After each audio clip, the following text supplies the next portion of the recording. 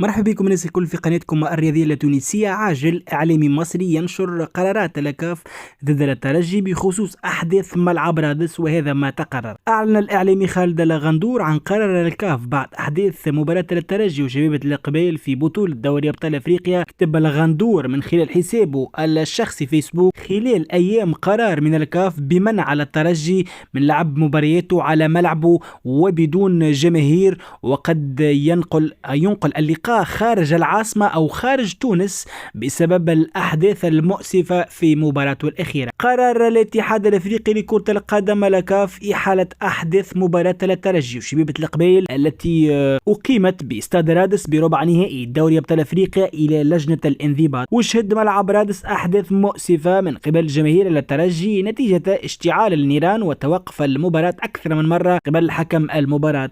ومن المقرر أن يطلع مسؤولو الكاف عن تقرير حكم المباراة والمراقب من أجل أخذ الإجراءات المناسبة بشأن أحداث مباراة الترجي وشبيبة القبائل. وتمكن كما قلنا الفريق الأهلي المصري من الترشح وباش يلعب مباراته هذه مع الترجي التونسي في نصف النهائي. يعني ملخص الحديث خالد الغندور قال إنه خلال أيام باش يجي قرار انه باش الترجي باش يلعب خارج ملعبه في تونس او خارج تونس تماما. هذا اللي قاله الغندور.